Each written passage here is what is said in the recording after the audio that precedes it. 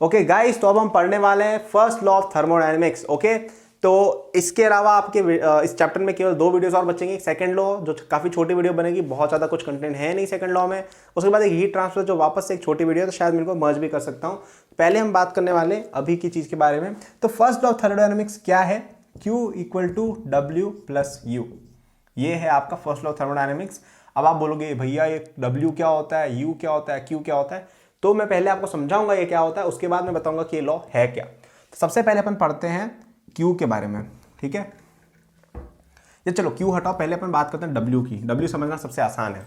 तो W is basically work done by a gas. Okay, work done by a system. और यहाँ पे हमारा जो सिस्टम है वो यूजुअली गैसेस की रहेगा। फिजिक्स में जब भी क्वेश्चन आएगा थर्मोडायनेमिक्स का, मोस्टली गैसेस की बात की जाएगी। अगर नहीं भी की जाए तो ये लॉ वरना भी वैलिड है। तो अभी हम बात करेंगे गैसेस की।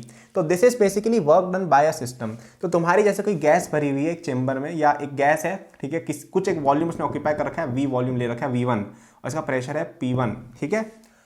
अब इसने अगर थोड़ा सा एक्सपेंशन किया और इसकी वॉल्यूम हो गई V प्लस DV, एक्सपेंशन हुआ है, तो हम कहेंगे कि इसका जो वर्क डन है वो होगा DW which will be P into DV। Okay, अब हमें अगर टोटल वर्क निकालना है तो क्या हो जाएगा? P DV का integration from V1 to V2। तो ये हम याद रख सकते हैं। याद तो क्या ही रखना है, सिंपल सी बात है ये, ठीक है। तो ये बेसिकली फोर्स इंटू उससे ही आता है, DX ही होता है, बट मतलब बेसिकली ये क्या है?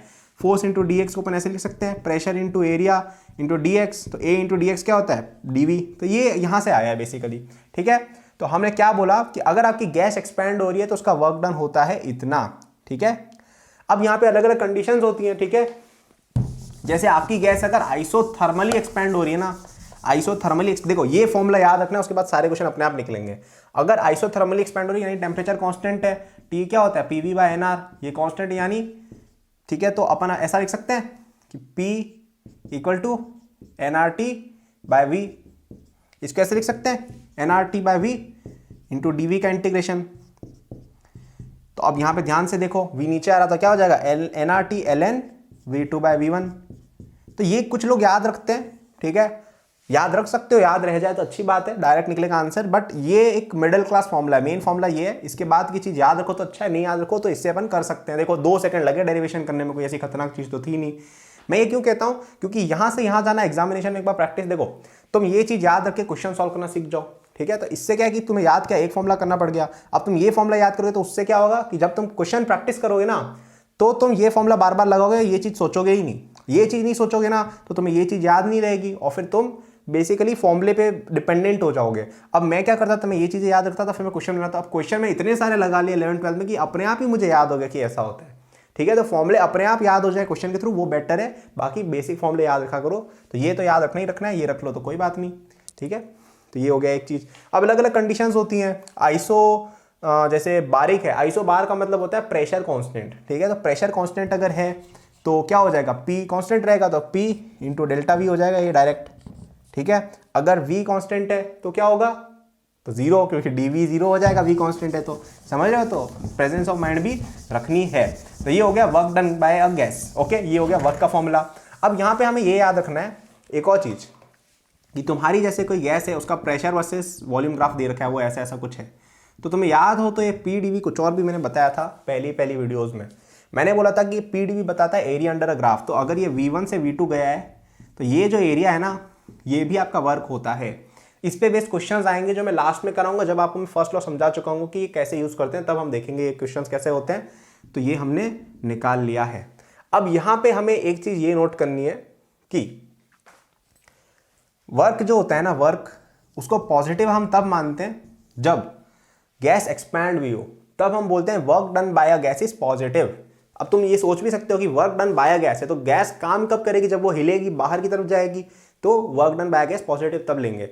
अब गैस अगर कॉन्ट्रैक्ट हो रही है तो work done by a gas negative हो जाएगा, क्योंकि वो तो और अंदर आ रही है ना, काम कम कर रही है। तो ये है एक, ये चीज याद रखनी है, ये चीज याद रखनी है, ये चीज याद रखनी है, ठीक है। एक्सपेंशन पे पॉजिटिव वर्क डन होता है। ओके, तो ये हो गया आपका पहला। और एरिया अंडर कर्व जो होता है वो बताता है वर्क। अब अगर ये एक्सपेंशन की जगह ऐसे जा रही होती, कॉन्ट्रैक्ट हो रही होती, तो नेगेटिव वर्क हो जाता, नेगेटिव में कर लेते एरिया को। तो ये चीज याद रखनी है, साइन कन्वेंशन बहुत इंपॉर्टेंट है। अब केमिस्ट्री में तुम देखोगे कि केमिस्ट्री में उल्टा होता है। केमिस्ट्री में work done on a gas consider किया जाता है, तो वो मैं वहीं पे समझाऊंगा तुम्हें जब मैं केमिस्ट्री बताऊंगा, ठीक है। तो तुम बस ये याद रखो कि फिजिक्स में और केमिस्ट्री में अलग अलग चलता है, ओके। अब कुछ बच्चे हो सकता है कि केमिस्ट्री पहले पढ़ के आ रखे हो, तो मैं उनको अभी बोलूंगा अगर तुमने केमिस्ट्री में ये चीज़ कभी जिंदगी में नहीं देखी है तो ये स्किप करना और ये भूल जाना, मैं अभी कुछ बोलने वाला हूँ अगले 1 मिनट तक। तो केमिस्ट्री में क्या होता है, केमिस्ट्री में आपका फर्स्ट लॉ ये नहीं होता है, केमिस्ट्री में आपका फर्स्ट लॉ ये होता है, उसमें हम ये जो W कंसिडर करते हैं ना, work done on a gas मानते हैं। तो अब ये देखो कि अगर हम गैस को दबा रहे हैं तो ऑन अ गैस का वर्क डन पॉजिटिव कब होगा, जब गैस को हम दबा पाएंगे। तो गैस जब कॉन्ट्रैक्ट होगी तो वर्क पॉजिटिव होगा केमिस्ट्री में, और गैस जब कॉन्स्ट्रक्ट हो रही है तो वर्क पॉजिटिव होगा, सॉरी अगर फिजिक्स में बात कर रहे हो तो वर्क पॉजिटिव होगा एक्सपेंशन पे, क्योंकि हम work done by a gas consider करते हैं, तो एक्सपैंड हो रही है तो वर्क डन पॉजिटिव है इन फिजिक्स। और अगर गैस कॉन्ट्रैक्ट हो रही है तो work done positive in chemistry. Law basically ये यहाँ पे क्या, W का साइन चेंज कर देते हैं, यहाँ पे अगर W की जगह -W कर दोगे तो यही लॉ आ जाएगा, ओके। तो केमिस्ट्री में लॉ अलग चलता है, फिजिक्स में लॉ अलग चलता है, बट एसेंशियली वो बताया एक ही चीज रहा है, एनर्जी कंजर्वेशन, तो वो हम बाद में देखेंगे। और मैं ये चीज ज्यादा अच्छे से क्लियर करूंगा केमिस्ट्री सेक्शन में, ठीक है, क्योंकि मैं एज्यूम ये कर रहा हूँ कि तुम फिजिक्स पहले पढ़ रहे हो, केमिस्ट्री बाद में पढ़ रहे हो, तो केमिस्ट्री सेक्शन में आप जाके और ज़्यादा क्लैरिटी ला सकते हो यही चीज़ के वीडियो देख के, ठीक है। तो वहाँ पे समझ लीजिएगा, इंपॉर्टेंट है ये चीज़। तो ये हमने वर्क समझ लिया, ओके।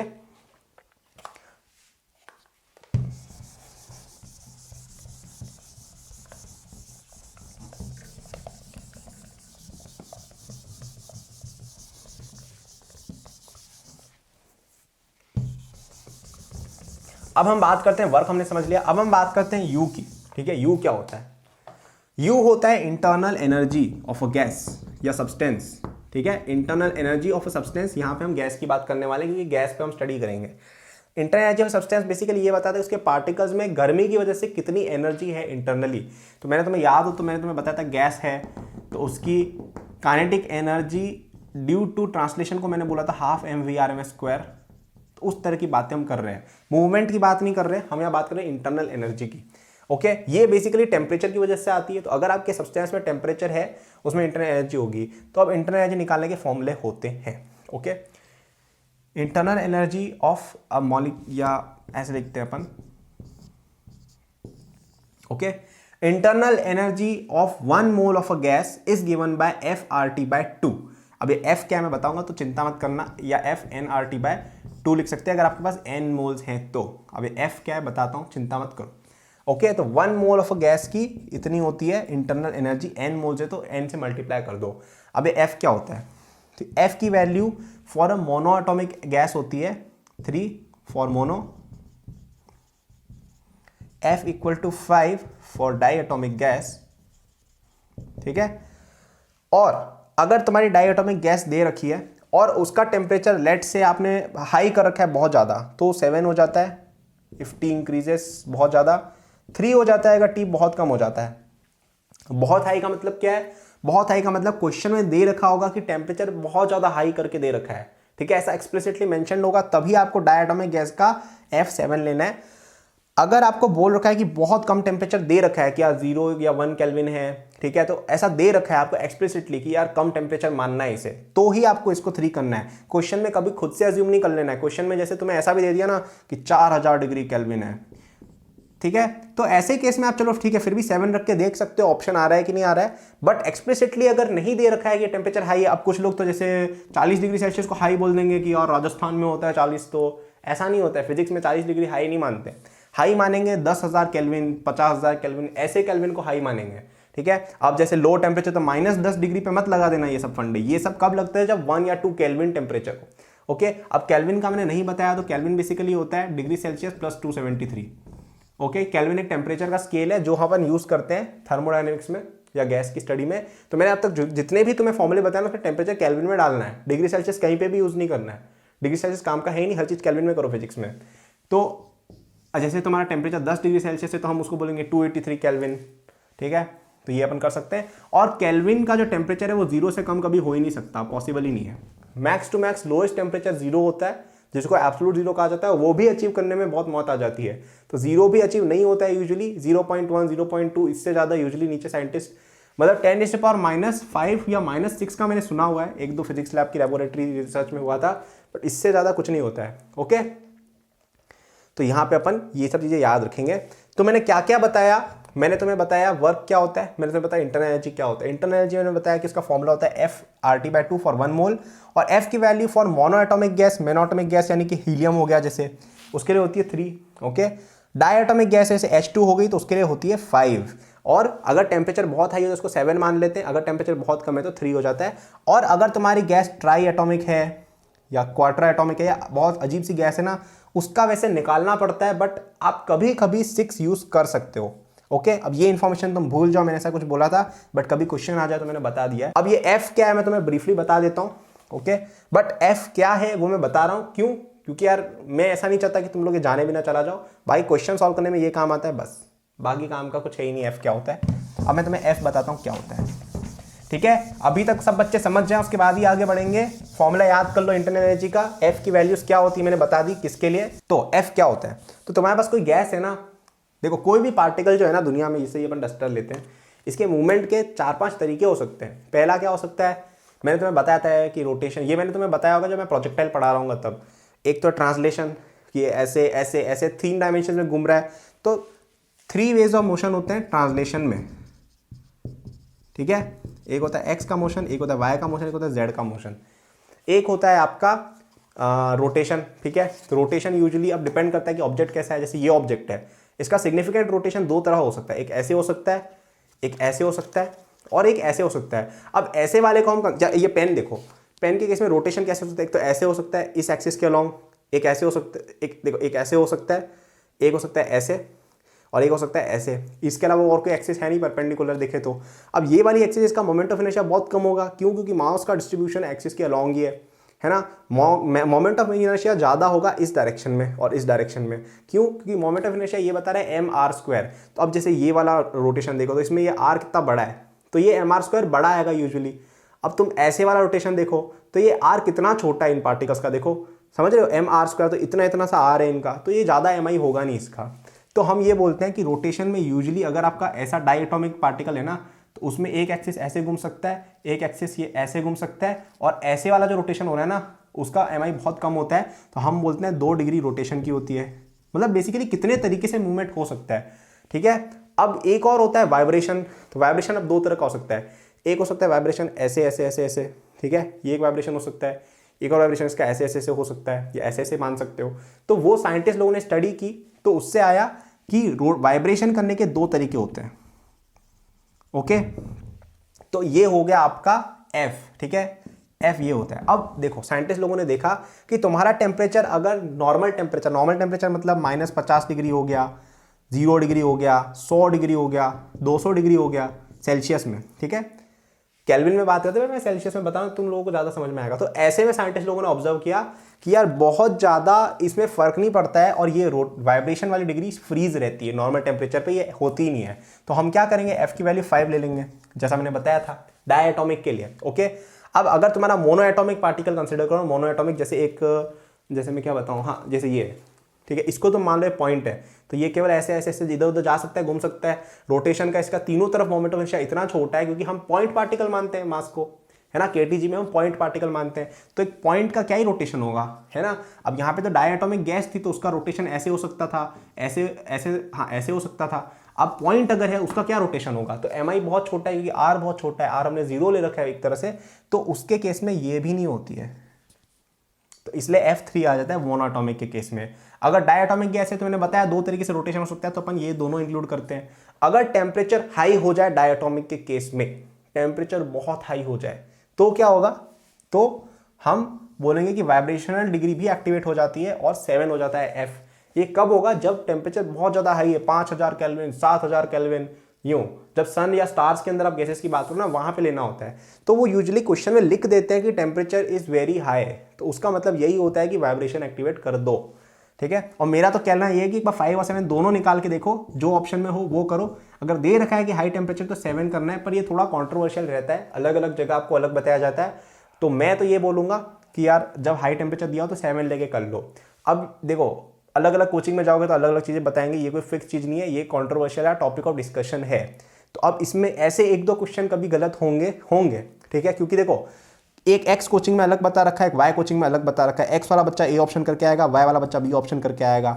तो अब ऑप्शन तो एक ही देगा, जेई मेन ने जैसे ए ऑप्शन दे दिया तो बी वाई वाली कोचिंग के सारे क्वेश्चन गलत हो जाएंगे।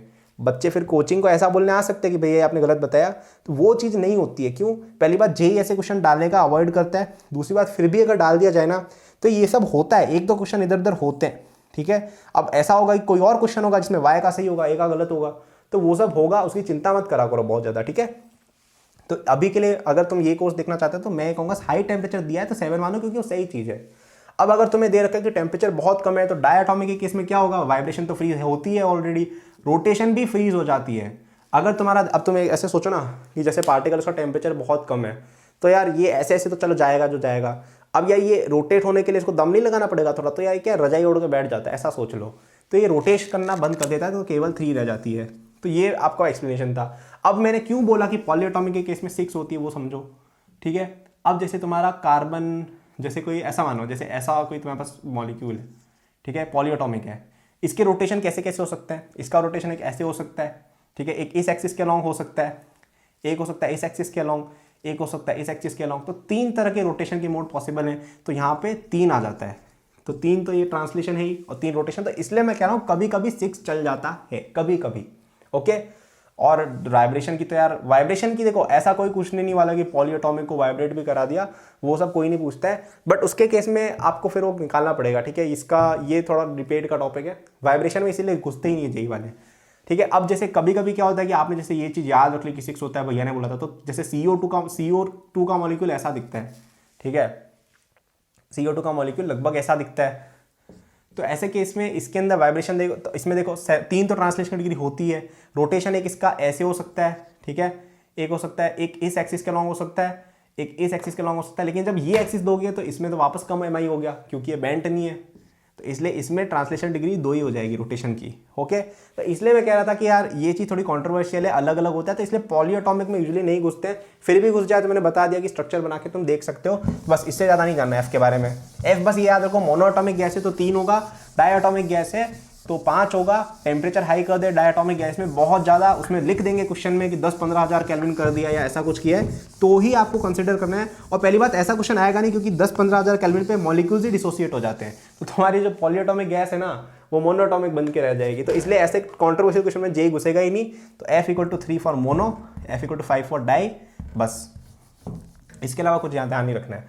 तो हमने ये बताया कि F क्या होता है, तो U का फॉर्मूला हो गया F/2 RT। तो जैसे तुम्हें बोला जाए कि टेम्परेचर T दे रखा है, 2 मोल्स दे रखे हैं आपको हीलियम गैस के, तो क्या होगा उसका इंटरनल एनर्जी, तो F कितना होता है हीलियम का 3 होता है, R दे रखा है, ये T दे रखा है और 2 मोल्स है, तो 3 RT हो जाएगी उस गैस की इंटरनल एनर्जी। तो ये हो गया आपका U। अब Q क्या होता है वो मैं तुम्हें बताता हूँ। Q होता है heat supply to a system, okay, heat supply to a system. तो मैंने तुम्हें हीट के बारे में बता ही रखा है, तो तुमने जैसे कोई सब्सटेंस लिया या जैसे कोई ऑब्जेक्ट लिया या कोई सिस्टम लिया, पानी एक पतीले में रहेगा वो भी सिस्टम है, इसको आपने दी 5 जूल एनर्जी ऐसे हीट करके, वो आपका Q हो गया। तो थर्मोडायनेमिक्स के पहले लॉ पे अपन अब आते हैं। थर्मोडायनेमिक्स का पहला लॉ बोलता है कि अगर आपने एक सब्सटेंस को जैसे 2 जूल हीट दी है, ठीक है, और उसमें एक सर्टेन अमाउंट ऑफ वर्क उस सब्सटेंस ने किया, ठीक है, और उसकी इंटरनल एनर्जी में चेंज डेल्टा U आया या U आया, तो इसका ये मतलब होता है Q=W+U, बस ये है। तो बेसिकली ये इंटरनल एनर्जी, ये एनर्जी कंजर्वेशन बता रहा है कि तुमने कोई सब्सटेंस लिया, उसके अंदर तुमने Q हीट अप सप्लाई की, इसकी एनर्जी U बढ़ गई और इसने वर्क W कर लिया, ठीक है। तो ये बस ये कह रहा है कि Q=U+W, जो अपन समझ भी सकते हैं कि तुमने किसी सब्सटेंस को हीट किया है, तुम गैस का समझो, गैस की बेसिस पे बात करते हैं, तुमने कोई गैस ली, उसको तुमने गर्म किया, तो एक ऑब्वियस बात अपन सबको पता है कि गैस को गर्म करेंगे तो वो एक्सपैंड होगी। क्यों एक्सपैंड होगी? क्योंकि उसके बीच में कॉलिजन्स बढ़ेंगे पार्टिकल्स के बीच में, तो वो दूर दूर जाना चाहेंगे, ये समझ सकते हो। तो आपकी गैस एक्सपैंड हुई है, तो ये जो Q आपने सप्लाई हीट की, ये 2 चीज़ों में यूज़ होगी। पहला कि आपकी गैस वर्क करेगी, एक्सपैंड होगी, दूसरा उसका टेम्परेचर राइज होगा, टेम्परेचर राइज होगा यानी कि इंटरनल एनर्जी बढ़ेगी, तो उसमें एनर्जी जाएगी थोड़ी बहुत। तो ये बस ये कह रहा है कि तुमने किसी गैस को सप्लाई की एनर्जी Q, तो वो एक तो उसके वर्क में चली जाएगी, work done by the gas में चली जाएगी, और दूसरा उसके टेम्परेचर बढ़ाने में चली जाएगी। यही होता है आपका फर्स्ट लॉ ऑफ थर्मोडायनेमिक्स, ठीक है। इस पे बेस्ड क्वेश्चंस अपन देख सकते हैं, बट यार ये वीडियो थोड़ी 20 मिनट की हो गई है, तो मैं आपको क्वेश्चंस बताऊंगा इससे रिलेटेड नेक्स्ट वीडियो में, तो इसके जस्ट बाद नेक्स्ट वीडियो देखना, उसमें हम और डिस्कशन करेंगे। तो शायद एक वीडियो और बनेगी थर्मोडायनेमिक्स पे। Thanks for watching this video till the end. I am sure that you enjoyed it. यदि आप अपनी पूरी जेई प्रिपरेशन मेरे साथ करना चाहते हैं तो आपको डिस्क्रिप्शन में मेरे जेई के फुल कोर्स का लिंक मिल जाएगा। इस कोर्स में आपको जो यूट्यूब पे मेरे लेक्चर्स और प्रॉब्लम सॉल्विंग के वीडियोस मिलते हैं उसके कंपेयर में बहुत ज्यादा कंटेंट है एंड आपको यहाँ पे practice sheet with solution, test series with solution दी मिलती है। It's a complete solution, you can rely on it. आप यदि किसी कोचिंग जाते हैं या अगर आप सेल्फ स्टडी करते हैं, in both cases it will be very useful, so do check it out. Okay, इसके अलावा मेरे जेई के फ्री नोट्स भी डिस्क्रिप्शन में लिंक्ड है एंड डिस्क्रिप्शन में और भी मैंने बहुत सारे रिसोर्सेज फॉर स्टूडेंट्स डाले हुए हैं, जैसे the books that I recommend, my social media and my newsletter in case you want more content और if you want to approach me with any doubts और सजेशन। नोट्स हैं NEET के students के लिए, कॉलेज स्टूडेंट्स के लिए, startup enthusiast के लिए भी, ओलंपियाड एंथुसियास्ट के लिए भी कोर्सेज हैं, तो चेक जरूर कर लीजिएगा डिस्क्रिप्शन, आपको काफी यूजफुल रिसोर्सेज वहाँ मिलेंगे। Thank for watching, like subscribe कर लीजिएगा for more such videos. Good luck.